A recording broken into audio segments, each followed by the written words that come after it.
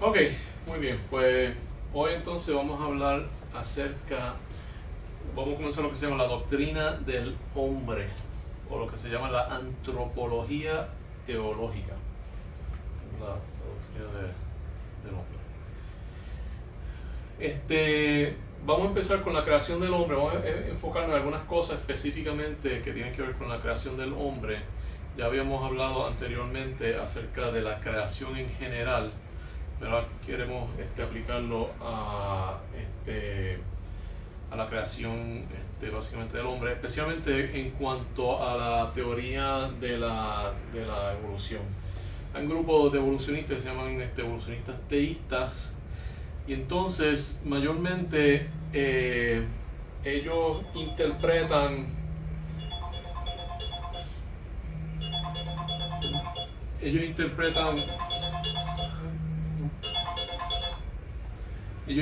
el polvo como si fuera animales más bajos. Pero vamos a ver que eso es problemática. Ellos dicen, vamos a ver lo que dice la Biblia. Dice: entonces Jehová Dios formó al hombre del polvo de la tierra y sopló en su nariz aliento de vida, y fue el hombre un ser viviente. Pero la cosa es que cuando uno mira esa palabra y la ve un poquito más adelante cómo se usa, uno se da cuenta que no está hablando de seres más bajos. Porque en Génesis 3:19 dice: con el sudor de tu rostro comerás el pan hasta que vuelvas a la tierra, porque de ella fuiste tomado, pues polvo eres y polvo volverás. Volviendo a la tierra es la definición de hacerse polvo. Es ese polvo. Así que básicamente uno no puede sacar ningún tipo de apoyo del pasaje como tal a la idea de que nosotros fuimos creados de otros animales. Y por cierto, como están surgiendo ideas locas por todos lados, y uno se mete al internet y uno puede encontrar desde las cosas más ridículas, pero cuando uno mira la cantidad de views que tienen algunos de estos sites, uno se da cuenta que es un issue. Hay mucha gente que por lo menos ven eso, consideran la posibilidad de que eso sea cierto. No fue que, tampoco fue que Dios vino y nos creó, ¿verdad? O otros seres supernaturales que vinieron y nos crearon de los monos, ¿verdad? Y combinaron nuestro DNA con el de ellos, y todo eso. Eso no lo sostiene el pasaje. Así que básicamente uno mira al Génesis, es claro que Dios directamente, ¿verdad?, creó el ser humano básicamente no de la nada, pero fue una creación, ¿verdad?, de básicamente usando la tierra.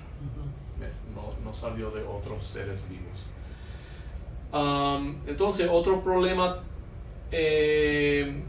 y entonces también lo que dice la Biblia, ¿verdad?, es que ese es el primer problema, lo del polvo.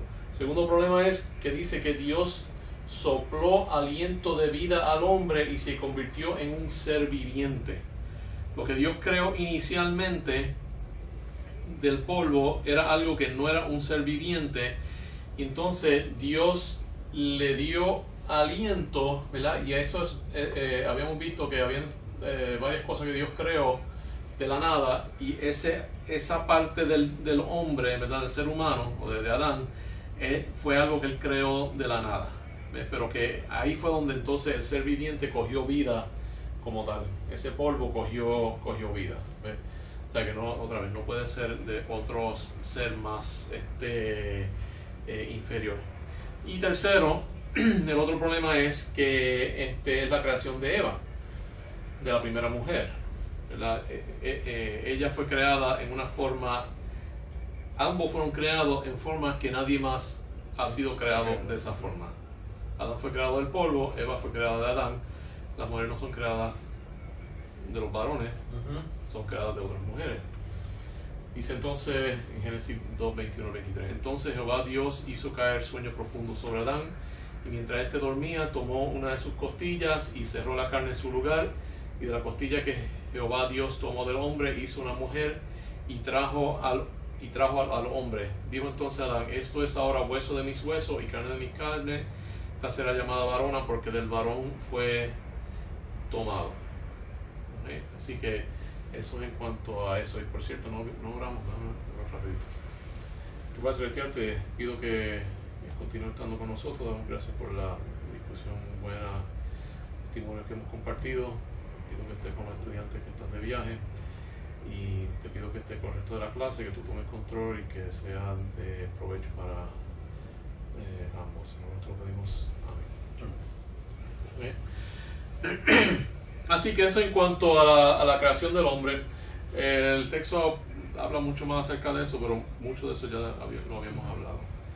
Entonces quería darle más tiempo a lo que se llama la imagen de Dios en el hombre. El ser humano es una criatura muy especial porque, a diferencia de todos los otros seres vivientes, eso incluye los ángeles, ¿verdad? Y obviamente los animales, fue creado a la imagen y semejanza de Dios. Hay algo que nosotros tenemos en esta existencia que nos permite ser hijos de Dios, que otros modos de existencia no permiten. Así que aunque los ángeles quizás son superiores en inteligencia y en poder, pero les falta algo que nosotros tenemos por tener básicamente cuerpos humanos, que nos permite ser hijos de Dios cuando ellos no tienen ese privilegio. Vamos a ver lo que dice acerca de esta imagen. Génesis 1, 26 a 28 dice: Entonces dijo Dios, hagamos al hombre a nuestra imagen, conforme a nuestra semejanza, y señoree en los peces del mar, y las aves de los cielos, y las bestias en toda la tierra, y en todo animal que se arrastra sobre la tierra. Y creó Dios al hombre a su imagen, a imagen de Dios lo creó, varón y hembra los creó.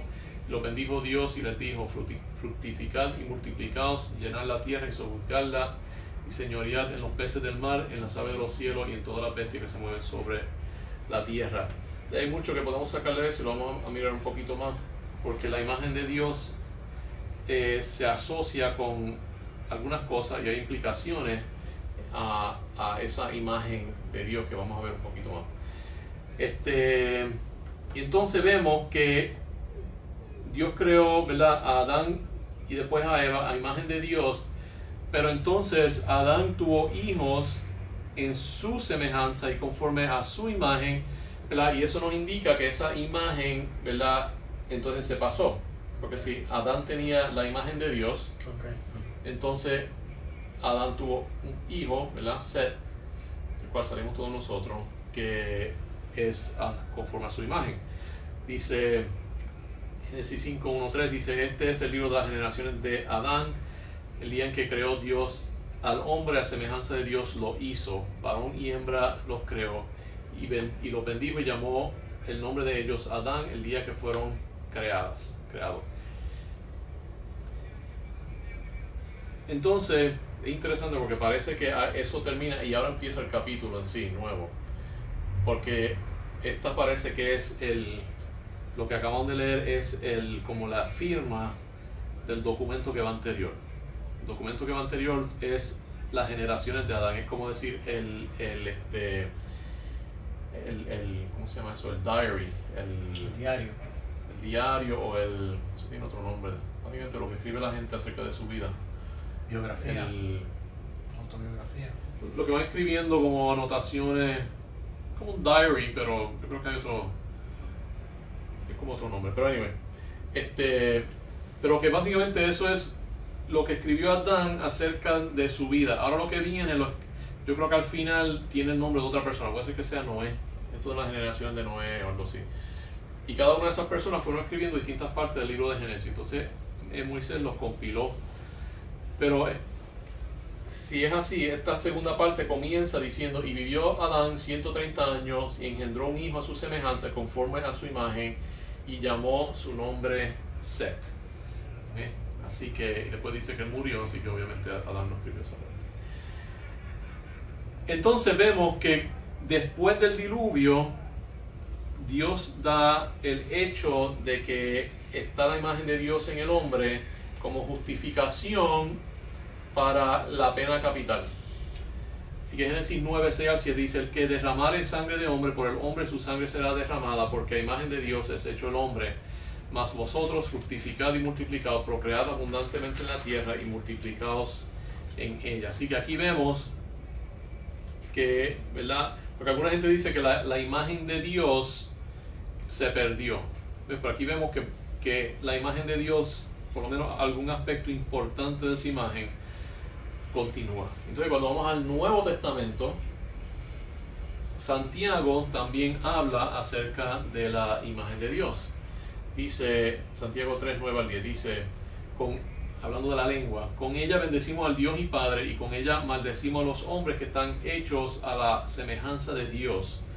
De una misma boca proceden bendición y maldición. Hermanos míos, esto no debe ser así, ¿verdad? Y ahí va hablando, ¿verdad?, que si nosotros bendecimos a Dios, estamos hechos a imagen de Dios. Las otras epístolas pues hablan de eso también, ¿verdad? Que si nosotros decimos que amamos a Dios, tenemos que amar a nuestro prójimo, porque en cierto sentido esa es la manera que amamos a Dios, porque nuestro prójimo está hecho en la imagen de Dios, aunque no lo dice directamente. Así que vemos esta preservación. Ahora hay dos palabras que se usan. Una es imagen y después también dice semejanza. Y han habido algunos teólogos que han hecho una distinción diciendo que la semejanza se perdió porque la imagen perdura. Pero la mayoría de los teólogos protestantes básicamente consideran que es un sinónimo. O sea, básicamente son dos aspectos de lo mismo, lo que quizás explica lo que quiere decir imagen. Obviamente hubo una corrupción en esa imagen, ¿verdad? El pecado contamina todo, pero como quiera, nuestra esencia es todavía la de ser una imagen de Dios, porque es lo que somos. No podemos dejar de tener eso. Porque aún, por ejemplo, un cuerpo muerto tiene mucho de lo que tiene el cuerpo vivo, ¿verdad? Obviamente le falta una cosa importante, pero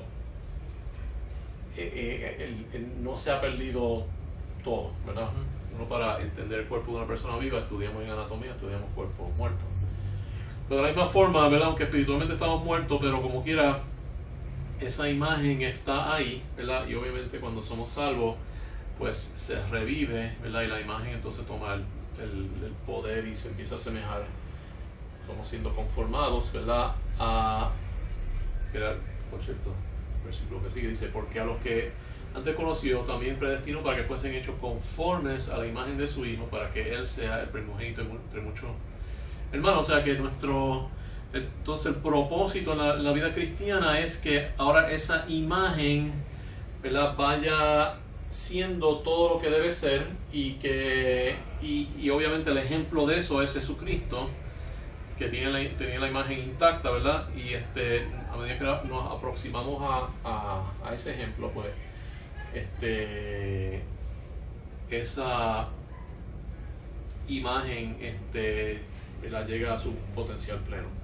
Y entonces es interesante, ¿verdad?, que Jesucristo en otros pasajes dice que Él es la imagen del Dios invisible. Por ejemplo, en Colosenses 1:15 dice, Él es la imagen del Dios invisible, primogénito de toda la creación. Y ahí la idea de que Él es la imagen de Dios toma un contexto obviamente mucho más amplio. Pero fíjate, eso, cuando se usan términos similares, un término nos ayuda a entender el otro, o sea que hay una relación. Así que de la misma forma tiene que haber una similaridad en la manera en que nosotros somos la imagen de Dios y la manera en que Jesucristo, como segunda persona de la Trinidad, es la imagen del Padre, porque en el sentido de que habíamos discutido antes, ¿verdad?, la relación entre las personas de la Trinidad, que el Dios, el Padre, es completamente invisible, es completamente trascendental, y el Hijo es esa parte que es inmanente, que es la comunicación, ¿verdad?, de ese Dios invisible. Y tiene que haber alguna manera en que eso, en una forma bien reducida, es cierto de nosotros, ¿verdad? Eso es algo que ahora mismo me está dando cuenta, pues eso es algo que tengo que dar un poquito más de casco a formar ese paralelo. Hebreos 1:3 sigue hablando acerca de eso. A veces por eso es bueno porque muchos libros de teología simplemente hablan, entonces dan todas las citas, pero a veces es bueno uno leer las citas, porque a medida que uno lo ve ahí en la realidad, pues como que va viendo cosas que quizás antes uno no veía. Hebreos 1.3 dice: el cual, siendo el resplandor de su gloria y la imagen misma de su sustancia, y quien sustenta todas las cosas con la palabra de su poder, habiendo efectuado la purificación de nuestros pecados por medio de sí mismo, se sentó a la diestra de la majestad en la altura. Así que vemos aquí otra vez que el Hijo es la imagen misma de su sustancia, y ahí hay una forma en que Él lo es porque fue encarnado, pero también hay una manera en que Él lo es como segunda persona de la Trinidad. Por eso, como que a medida que más pasando el tiempo, me doy cuenta más y más que sí, en el sentido que nosotros somos hijos de Dios, nosotros vamos haciéndonos más como Dios. Eso que dijo la serpiente, él como que sabía que había algo ahí, porque toda mentira se basa en una verdad. Y entonces la cosa es que sí, nosotros estamos destinados a ser como Dios, pero un finito nunca puede hacerse un infinito. Así que nosotros podemos estar toda la eternidad haciéndonos más y más como Dios, y todavía queda otra eternidad donde podemos seguir ese proceso y nunca llegar a ese punto. Y es interesante, porque yo estaba oyendo unos videos de un señor que se salió de la iglesia mormona y está demandando a la iglesia mormona, está haciendo un class action lawsuit porque dijo que le mintieron, y él le dio, dijo, 50 años de su vida desde que era teenager que se convirtió del catolicismo.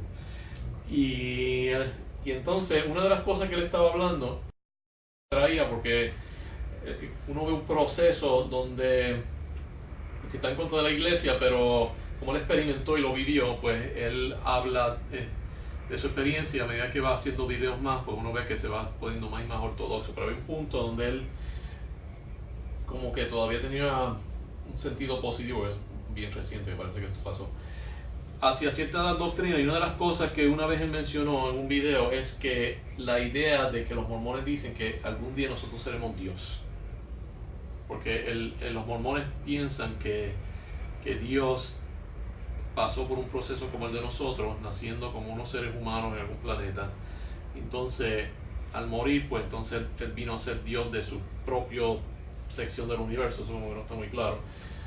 Y entonces los dos pasamos por eso y seremos dioses algún día. Entonces esta idea de que uno va a ser Dios es uno de los atractivos de la iglesia mormona, que atraen a la gente. Y ellos tienen un atractivo. Yo me recuerdo cuando yo era teenager, yo también casi me convierto, porque con la literatura que ellos tienen, entonces mandan estos misioneros, y los que estaban allí eran dos muchachas, y yo era teenager, era jovencito, ¿verdad? Y eran estas muchachas bien vestidas, bien conservadoras, que se ven bien sanas y que saben mucho, y le dan una literatura que es espectacular, ¿verdad? Y le presentan cosas que uno nunca jamás había oído, cosas, versículos que ni nosotros sabemos qué es lo que quieren decir, y hacen doctrinas completas basadas en esos versículos.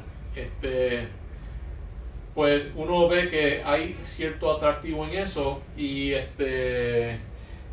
pero la cosa es que la Biblia también nos da, yo creo que esa promesa, o sea, la idea de que vamos a ser hijos de Dios.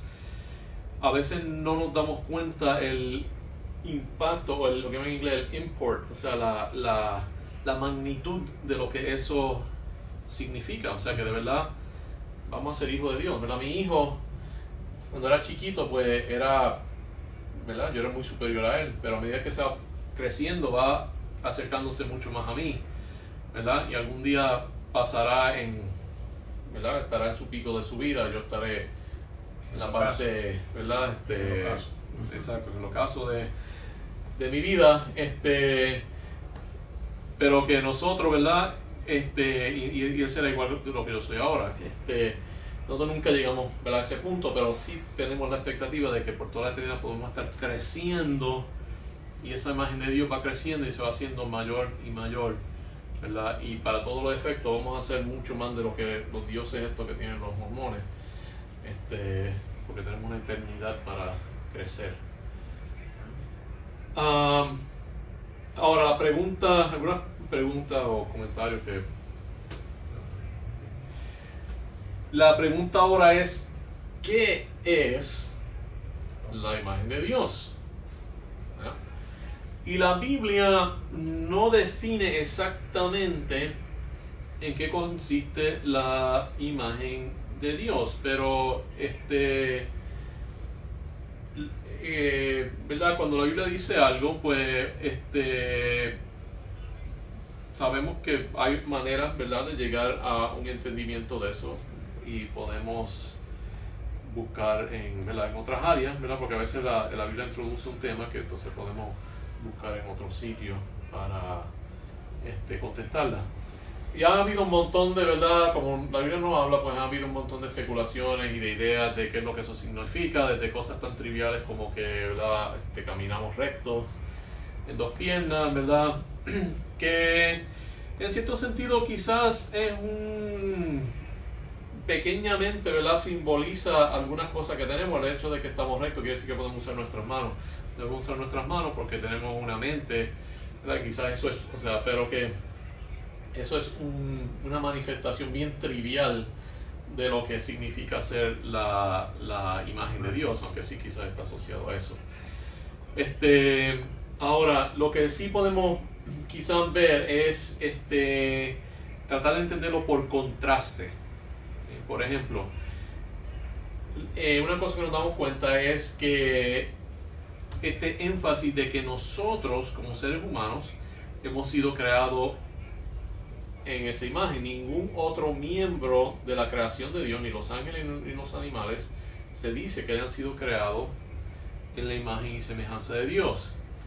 Así que una manera de ¿verdad?, de tratar de entender lo que es la imagen de Dios es decir, bueno, es lo que nos distingue de los animales, inclusive los más altos, ¿verdad? Es interesante que Dios creó unos animales que son bastante similares a nosotros, pero como quiera bien distintos, ¿verdad? Así que como que ahí dice, esto es todo lo que puede ser un animal sin tener la imagen de Dios, ¿verdad? Por ejemplo, los monos, los gorilas. Pues la distancia entre, ¿verdad?, los monos y los gorilas y nosotros, y quizás nosotros no hemos tenido mucho contacto con eso, pero los perros, por ejemplo, son animales que, aunque, ¿verdad?, bastante por debajo de los simios, pero como quiera tenemos más experiencia con esos animales. Y podemos decir, ¿verdad?, ¿cuál es la diferencia? ¿Para qué pueden hacer estos animales? Estos animales se reconocen unos a los otros, establecen relaciones, tienen cierto tipo de memoria, pueden aprender, tienen una inteligencia, pueden sentir dolor, sienten cierto placer, sienten agresión, a veces pueden expresar algunas ideas bien sencillas en cuanto a reconocer cosas, pueden obedecer órdenes sencillas, pueden interactuar con nosotros, ¿verdad? Y quizás cuando interactúan con nosotros, pues yo también creo a veces que la imagen de Dios que está en nosotros y en nuestro espíritu como que se proyecta un poquito en estos animales, ¿verdad? Y quizás lo que estamos viendo es un reflejo de nosotros mismos, pero aún la naturaleza, ¿verdad?, tienen ciertas, entre ellos mismos, pues, hay cierta comunicación, ¿verdad? Ahora, ¿en qué entonces nosotros nos distinguimos? Bueno, hay varias cosas, y si tienes, ¿verdad?, algunas otras cosas que quieras añadir, pues bienvenido. Pero por ejemplo, tenemos una cosa que tenemos es que yo creo que es muy importante, es esta idea de que nosotros podemos reflexionar, que nosotros podemos ponernos a pensar sobre cosas teóricas, sobre ideas. Nosotros no solamente tenemos ideas, ¿verdad?, como los animales tienen esta habilidad de comunicar ideas bien sencillas, ¿verdad? Con mucho esfuerzo un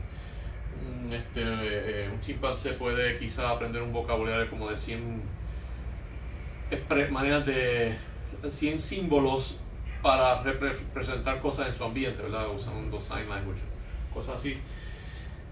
Pero lo que no pueden hacer es ponerse a pensar sobre o sea, tener ideas de ideas, ¿ves? Ver cuál es el significado de esas cosas. Nosotros podemos pensar sobre todas esas cosas, sobre nuestras relaciones, sobre la inteligencia, sobre los objetos, sobre los mismos símbolos que mencionan los ejemplos. Vamos a analizar nuestros propios idiomas, crear idiomas nuevos como idiomas de computadora. Así que eso es una cosa, podemos reflexionar. Otra cosa que nosotros podemos hacer, que no está bien claro que los animales pueden hacer, y quizás esto está relacionado, bueno, obviamente todas estas cosas están relacionadas, es que también podemos, nosotros como que experimentamos nuestros sentidos en una forma quizás distinta, y obviamente no hay manera de saber si los animales aprecian las cosas de la misma forma que nosotros, porque no hay esa comunicación, ¿verdad? Porque ellos no pueden reflexionar. Pero, por ejemplo, y yo creo que habíamos hablado un poquito de esto en los lectures, en otro contexto, de lo que era hablando de la filosofía del dualismo. Pero es lo que ya se llama el qualia, que nosotros, ¿verdad? Por ejemplo, un ejemplo bien fácil es la idea del color rojo. Nosotros vemos el color rojo distinto al color verde, pero esa diferencia es algo que nosotros no podemos expresar, no podemos definirlo, simplemente lo experimentamos y yo puedo referir a lo que me causa que experimente el color verde y asumo que, ¿verdad?, la otra persona experimenta lo mismo, pero no sabemos, ¿verdad?, si mi verde es tu rojo y viceversa, ¿verdad? Y algún día yo quisiera hacer ese experimento de hacer como una computadora, ¿verdad?, que uno pudiera ponerse en la cara como unos goggles, donde cambia el verde por el rojo, a ver si uno adapta y eventualmente el rojo se convierte en verde, ¿verdad? Si esa qualia está asociado con los objetos o si está asociado con el largo de onda. Si puede haber un shift o si uno entonces simplemente aprende que los árboles son rojos y que la sangre es verde y el fuego es verde, ¿ves? O sea que ese sería un buen experimento psicológico. ¿En qué se basa eso? Porque nosotros de verdad no lo entendemos muy bien. Pero aún más que eso, por ejemplo, cómo uno describe los olores, ¿verdad? O los sabores, porque los sabores, ¿verdad? Hay 5 sabores, pero casi siempre lo que nosotros pensamos que son los sabores están asociados con los olores, que son los sabores más complejos. Y cómo uno describe ese olor, ¿verdad? Son cosas, además las compañías de perfume tienen unos problemas porque cómo tú, ¿verdad?, comunicas el aroma del perfume. Por ejemplo, hay una compañía en los Estados Unidos que producía, que en la ciudad donde yo estaba, que era un hippie que se iba pasando buscando hierba y empezó a vender, iba por las montañas, hacía estos teces y entonces empezó a vender y se hizo multimillonario, que creó la compañía que se llama Celestial Seasonings, que produce un montón de té. Y yo fui a la fábrica de ellos y eso es, o sea, unos warehouses tremendos llenos de todos estos especies y cosas. O sea, un cuarto como lleno hasta arriba de menta o de, ¿verdad?, cualquier cosa. Y algunos de esos son bien fuertes, si uno se queda encerrado de eso, uno se muere porque es tan fuerte. Pero la cosa es que esos tés a veces son combinaciones de cosas que algún artista, ¿verdad?, o quizás esa misma persona los mezclaba. Pero como tú sabes que el próximo batch que tú haces es exactamente el mismo que tú creaste, porque estás bregando con algo que el sabor de eso y el olor de eso cambia de temporada a temporada, ¿verdad? De dónde tú lo consigues, de qué país tú lo consigas, de cosecha en cosecha.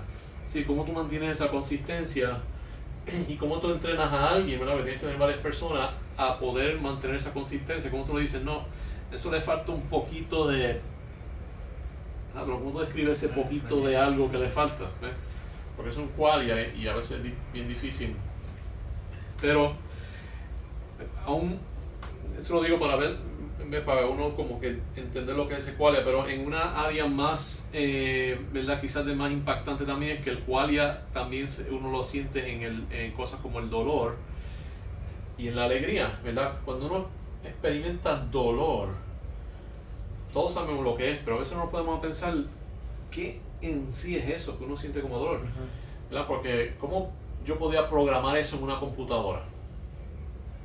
¿Cómo, si tú quieres hacer una computadora, un robot que sea, ¿verdad?, como una persona, pues como que tiene que poder sentir dolor, ¿ves? ¿Cómo uno programa eso?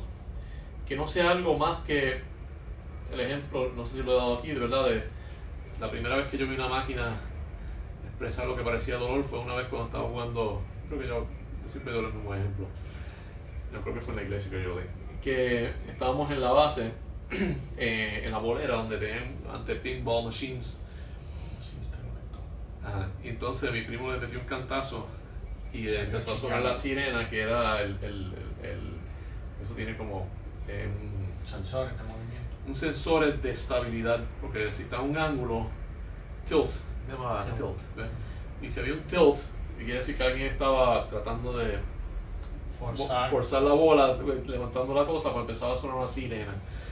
Y yo dije, wow, mi primo le dio un cantazo a la máquina y empezó a llorar. Sintió dolor. Pues como nosotros sabemos, ¿verdad? Los animales no se ríen. Interesante que yo le había dicho a mis hijos, estamos discutiendo lo de los gallos, y dicen, no, no sabemos si los gallos sienten dolor. No sabemos si de verdad sienten dolor. Y la próxima semana la maestra la profesora de psicología de mi hija en la Universidad de Puerto Rico dijo, los animales no experimentan emociones. Ellos experimentan sentidos o otra cosa. Pero emociones la experimentamos nosotros porque es el awareness de esos sentidos, que es lo que lo convierte en una emoción, de los sentimientos. Así, pero nosotros sí, ¿verdad? Sentimos y estamos aware, estamos conscientes de lo que estamos sintiendo, ¿ves? Y tiene ese colorido que no sabemos de dónde viene, ¿verdad? De ese qualia que lo hace, ¿verdad?, más vívido. También el reflexionar nos permite evaluar las consecuencias de nuestras acciones sobre nuestro prójimo y nos permite ponernos en el lugar de nuestro prójimo y imaginar lo que siente. Así que nosotros podemos imaginar que el qualia que siente la otra persona, asumo que es el mismo que yo estoy sintiendo, ¿verdad? Y a veces eso puede ser bien fuerte. Nosotros podemos identificarnos más. Alguna gente no entra a la medicina porque, ¿verdad?, se identifican tanto. Yo me recuerdo que estaba sacando una partícula del ojo de un muchacho y la hermana estaba mirándome a mí sacárselo. No estaba mirando al ojo, estaba mirando desde detrás del muchacho. Cuando ella vio que yo fui con este taladrito al ojo del hermano, ella fue ¡boom! No se cayó así como plum para abajo. Ella se quedó como que se cayó de lado como una palma, ¿verdad? Porque estaba sintiendo lo que no se lo estaba haciendo ella, pero ella sintió lo que estaba sintiendo el hermano. Entonces eso, al poder sentir, ¿verdad?, nosotros podemos cambiar de lugar con la persona con quien nosotros estamos bregando y decir, lo que yo estoy haciendo o diciendo, o la manera que yo me estoy relacionando con esta persona, cómo se siente esa persona, ¿verdad?, cuando en lo que yo estoy haciendo. Hay algunas personas que les da un poquito de trabajo hacer eso, ¿verdad? Y hay gente que tiene mucho trabajo, son los psicópatas, pero aún ellos, ¿verdad?, algo sienten y Dios los va a juzgar por lo que sí sienten, no por lo que no sienten. Y eso nos permite decidir si la acción que queremos cometer es buena o es malo, ¿verdad? Y eso quiere decir que tenemos una tendencia natural a evaluar nuestras acciones a base de las reglas de oro. Ahora, que las sigamos es otra cosa, pero por lo menos está eso ahí, ese proceso que es básicamente casi automático, donde nosotros sabemos si yo quisiera experimentar lo que yo estoy haciendo, que esa persona experimente, o si yo en el trato que estamos haciendo yo quiero estar al otro lado. Y eso es lo que permite que nosotros entonces hagamos decisiones morales, ¿verdad? Eso lo que nos hace es ser agentes morales. Okay. Esta habilidad de reflexionar en inglés se llama sentience. En español la mejor palabra que pude encontrar es sintiencia. No es una palabra muy común, pero creo que es adecuada, podemos usarla. Y la habilidad de evaluar el contenido moral de nuestras acciones es conciencia. Así que la sintiencia y la conciencia, yo diría que son partes bien importantes de la imagen de Dios, porque es interesante que, obviamente no sacamos nuestra teología del diablo, pero la serpiente le dijo a Eva que serían como Dios sabiendo el bien y el mal. Así que esa conciencia es parte de esa imagen de Dios, porque los animales de verdad no saben el bien y el mal. Ellos asocian, hacen asociaciones. Tú puedes entrenar a algunos de ellos. A los gatos no se pueden entrenar, ¿no? Los perros mucho más. Interesante, mi hija le encantan los gatos y nosotros tenemos muchos perros y hemos tenido mucha experiencia con los dos. Alguien mandó un meme, una vez vi un meme y se lo mandé a mis hijos, que decía: cuando uno cuando uno le demuestra cariño o devoción a un perro, el perro piensa que uno es Dios. Cuando uno le demuestra cariño y devoción a un gato, el gato piensa que él es Dios.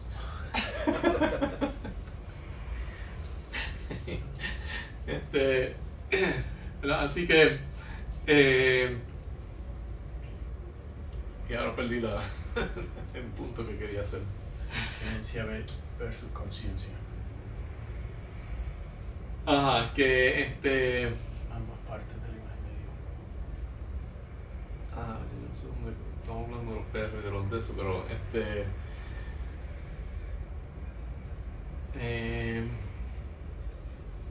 ok, perdí la conexión. Anyway.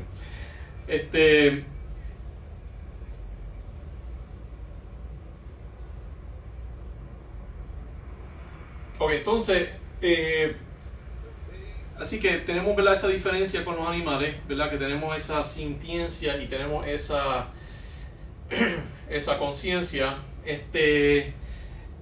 Entonces, podemos también esa diferencia, porque después vamos a estar viendo lo que llaman la próxima, la constitución del ser humano, de qué está compuesto el ser humano. Entonces, una de las cosas que podemos hacer es decir que esa diferencia es lo que llamamos espíritu, ¿okay?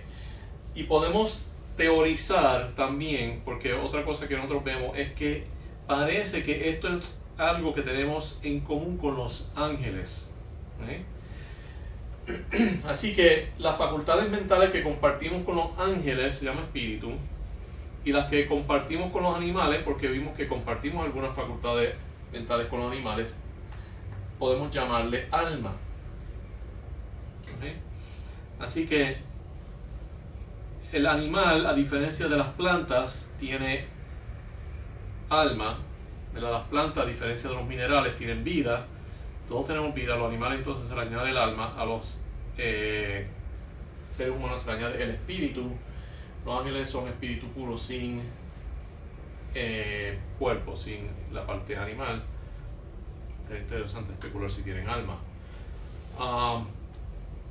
Ahora, la Biblia no habla de ninguna facultad humana como si fuera la esencia de la imagen de Dios, ¿verdad? Esto en contraste a lo que habíamos estado diciendo. Dios dice que el hombre en su totalidad es la imagen de Dios. ¿Okay? Así que lo que podemos decir es que aunque la sintiencia y conciencia, que podemos decir que es nuestro espíritu, son las expresiones más altas de la imagen de Dios y son esenciales para completar la imagen,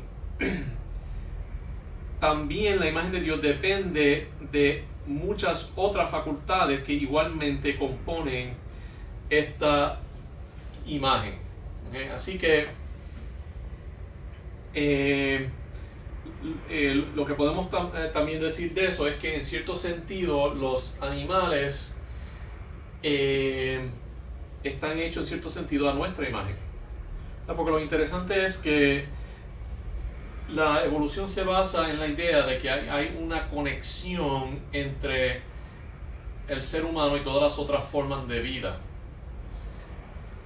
Pero yo diría que no en términos cronológicos, pero en términos lógicos, que lo que Dios hizo es que creó al ser humano y entonces del ser humano devolucionó eso y tomó aspectos del ser humano y hizo todas las otras formas de vida básicamente en semejanza al ser humano, no porque lo está haciendo en semejanza al ser humano, pero porque si está haciendo toda esa vida como en semejanza a su imagen, pero en una forma más limitada, pues obviamente entonces van a parecerse al pináculo de esa creación que somos nosotros. No porque seamos tan grandes, pero porque Dios nos hizo así. Así que en cierto sentido podríamos decir que es casi al revés, que los animales salieron en forma de diseño de nosotros en vez de nosotros salir de los animales. Pero que los animales nos demuestran básicamente lo que es esa otra parte adaptada, ¿verdad? A todas distintas formas y condiciones y eso, que hay esa... Pero que la imagen de Dios incluye nuestro cuerpo animal, pero la parte más alta de la imagen es esas dos cosas, que es el espíritu que tiene, ¿verdad? esa imagen.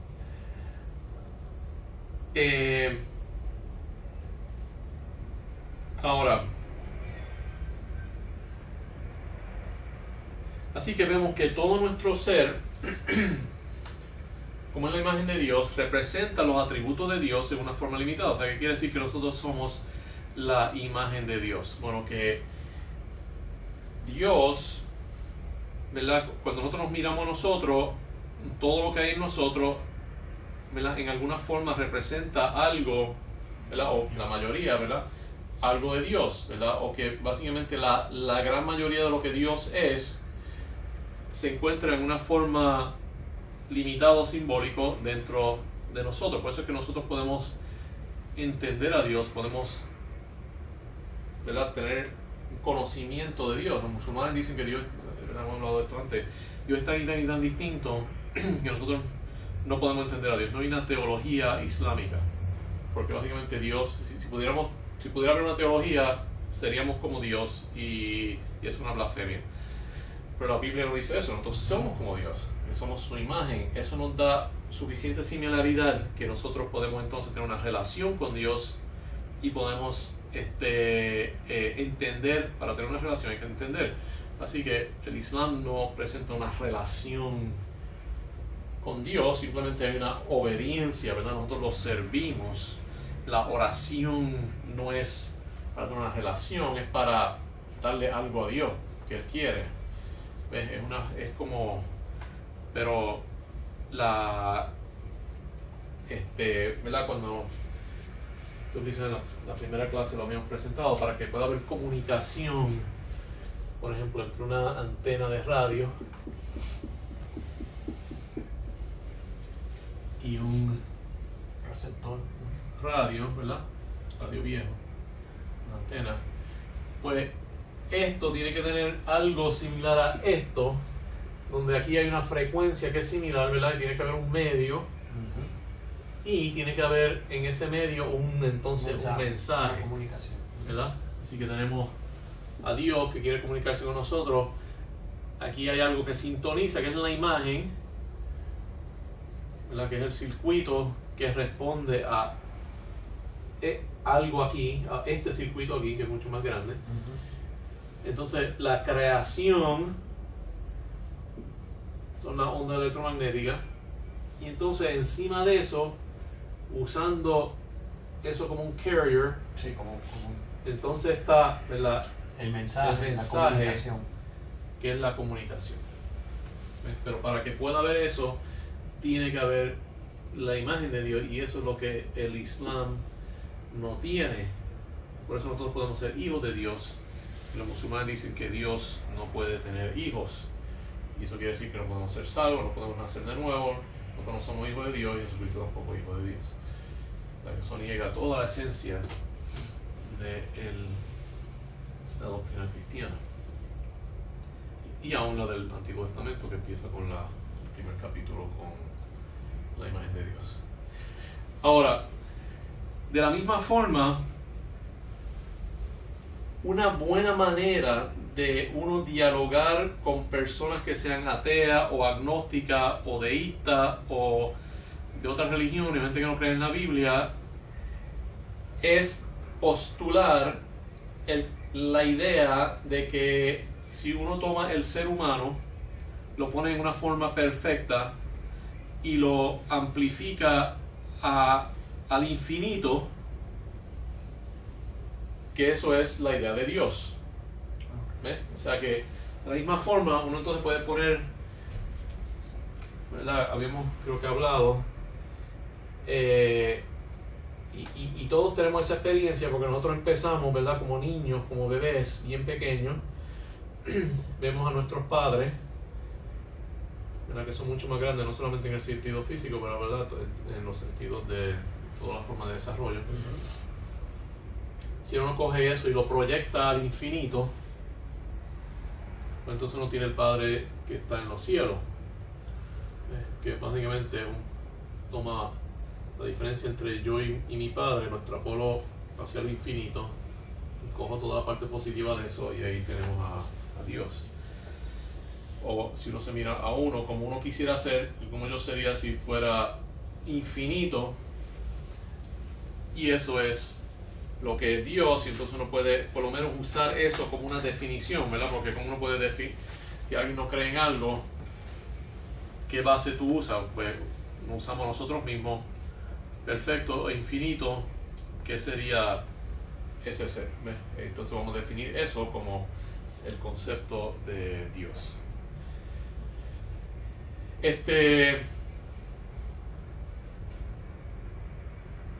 Hay cuando nosotros fuimos creados, obviamente hubo unas cosas que se perdieron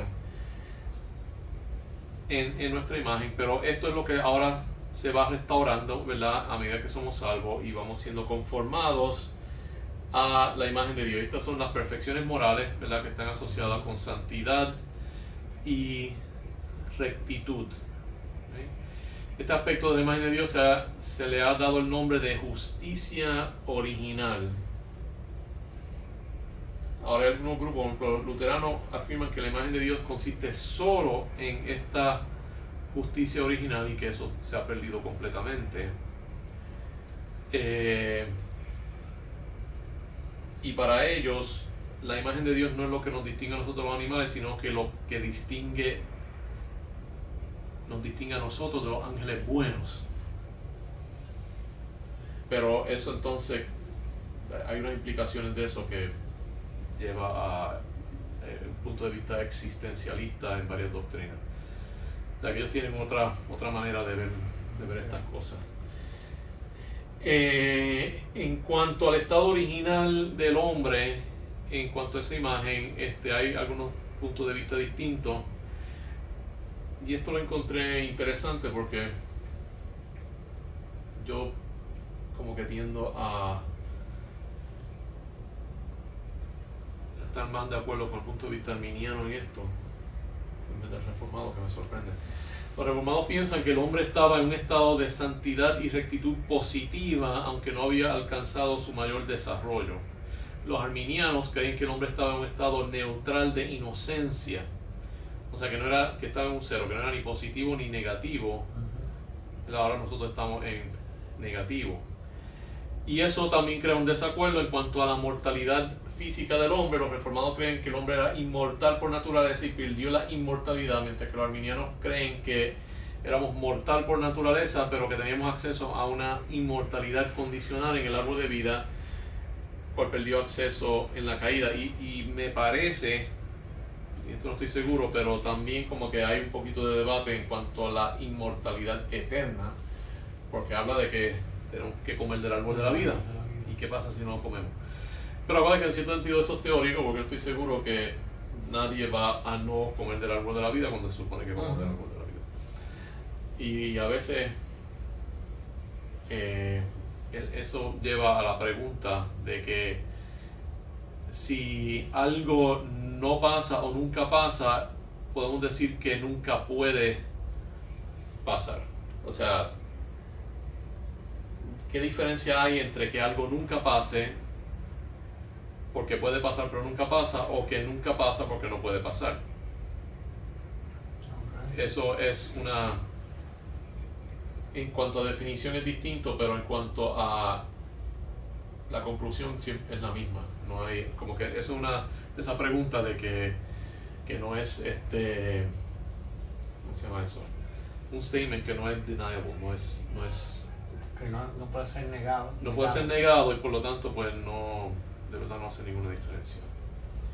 Porque algunas preguntas acerca hasta ahora.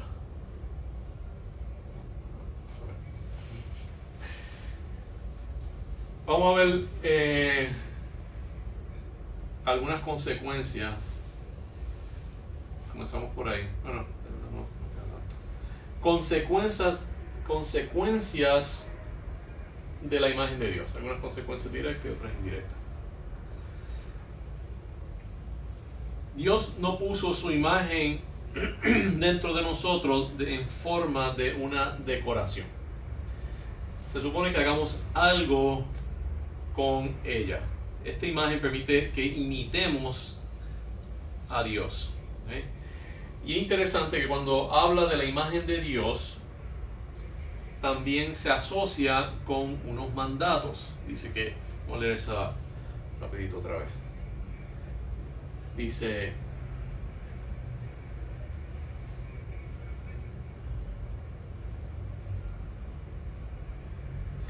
entonces Dios dijo: hagamos al hombre a nuestra imagen, conforme a nuestra semejanza, y señoree en los peces del mar, en las aves de los cielos, en las bestias, en toda la tierra, y todo animal que se arrastre sobre la tierra. Y creó Dios al hombre a su imagen, a imagen de Dios los creó, varón y hembra los creó, y los bendijo Dios y les dijo: fructificad y multiplicaos, llenad la tierra y sojuzgadla, y señoread en los peces del mar, en las aves de los cielos, y todas las bestias que se mueven sobre la tierra. Así que asociado con la imagen de Dios, cuando habla de que Dios nos hizo en su imagen, hay un mandato asociado con eso, así que tiene que haber, ¿verdad? Uno piensa que debe haber una relación entre esas dos cosas. Y otra cosa que menciona también es que los hizo varón y hembra. Ahora, hay dos maneras, vamos a empezar por esa, hay dos maneras de ver que los hizo varón y hembra. Uno es que simplemente está asegurándose que sabemos que ambos tienen la imagen de Dios, o sea, porque obviamente yo estoy seguro que a través de la historia hay mucha gente que piensa que, unos varones que piensan que la mujer no tiene la imagen de Dios, ¿verdad? Y quizás hoy en día viceversa. Seguro algunas mujeres que piensan que los varones son superfluos y no los necesitan. Pero más que eso, al contrario a eso, yo creo que lo que está diciendo es que no solamente que ambos sexos tienen la imagen de Dios, pero obviamente hay diferencias entre el hombre y la mujer, y podemos ver que esas diferencias están asociadas en distintos aspectos de los mandatos que Dios le dio.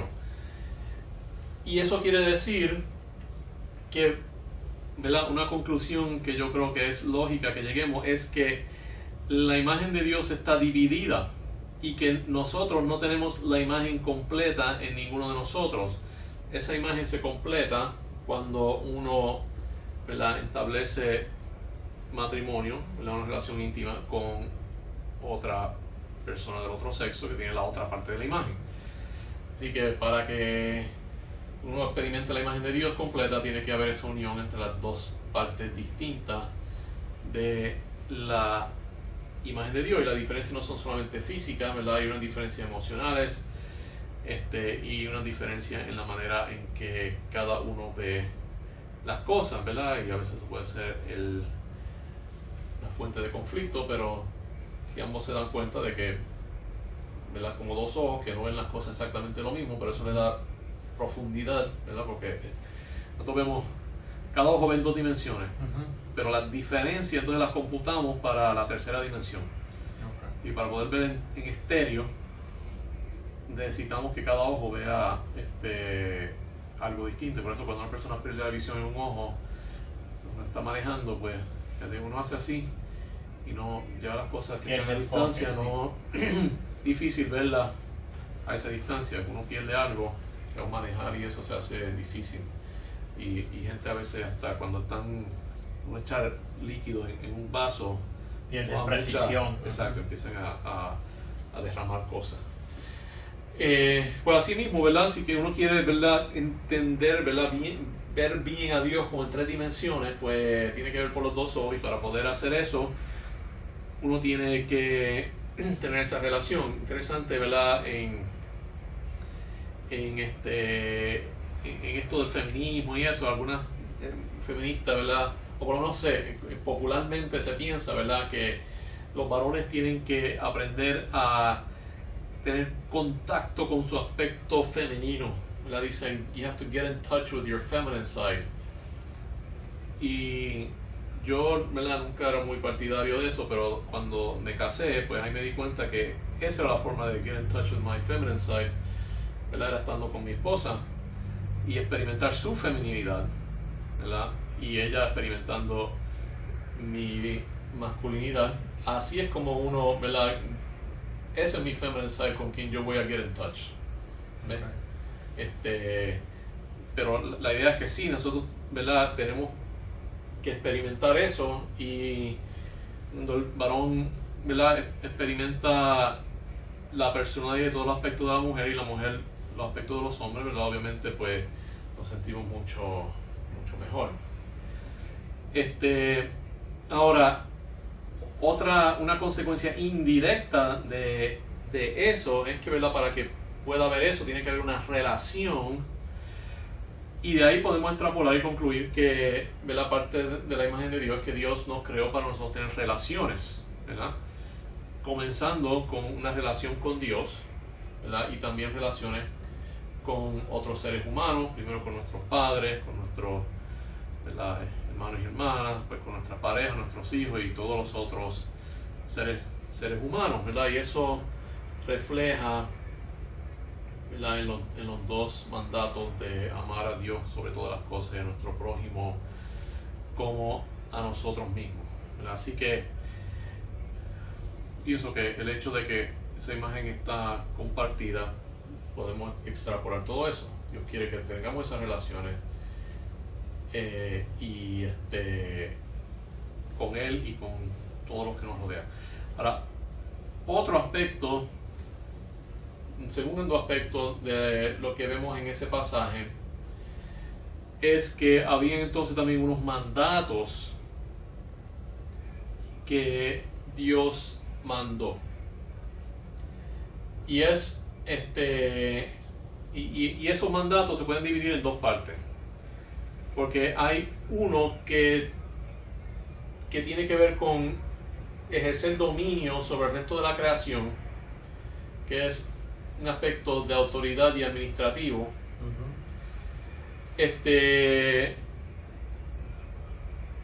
Y también entonces está la parte de crear vida y de llenar la tierra.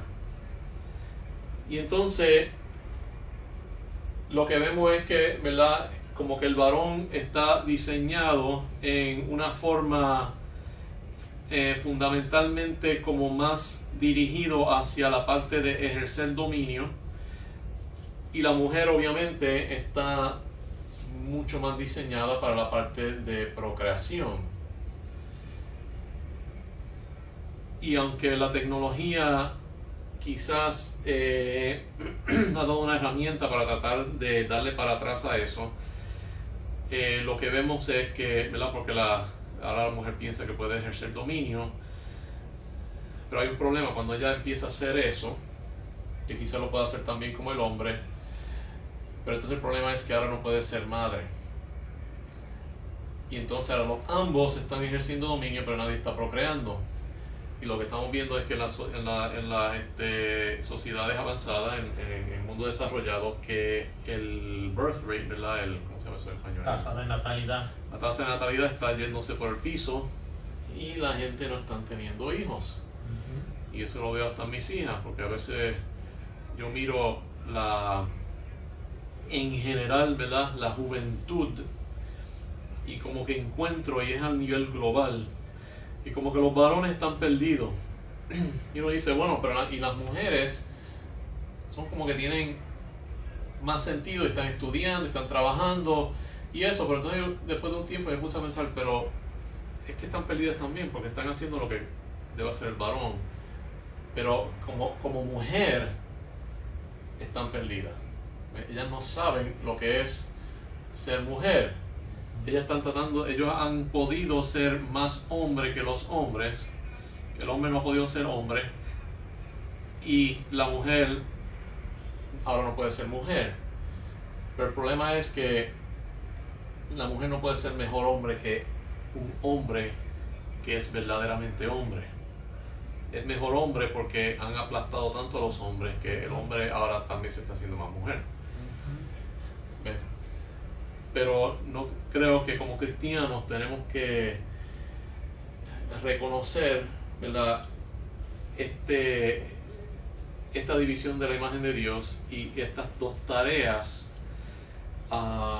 que se supone que hagamos, y a medida que se va perdiendo esa diferencia, esa especialización, creo que la sociedad sufre, y ¿verdad? En todos los sentidos, aún en los sentidos económicos, en la paz, ¿verdad? El Imperio Romano, las mujeres básicamente tomaron control poco antes del colapso. La caída. Exacto. Y todo el mundo sufrió, ¿verdad?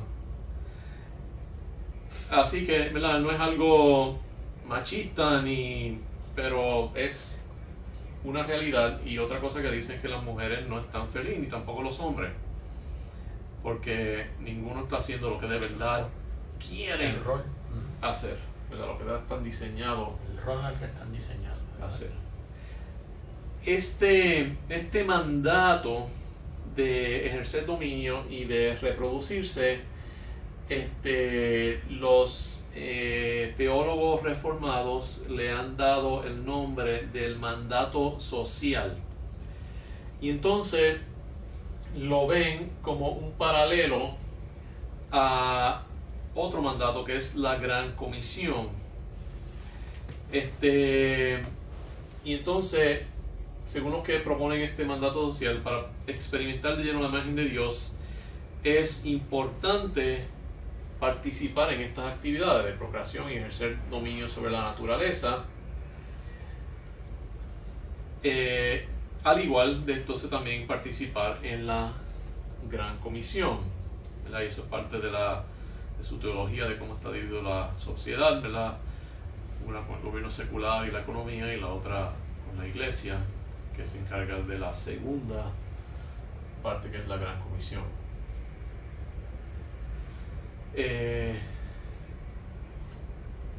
Bien. Perfecto. El próximo tema, otras consecuencias también, quiero hablar acerca de la imagen de Dios y la pena capital y la exterminación de los cananeos, porque eso es algo bien. La primera cosa, ¿verdad?, que le tiran a uno y que de los cananeos. Vamos a ver qué de los cananeos en la próxima. Así que quizá un poquito más corto, pero empezamos un poquito tarde. Ok.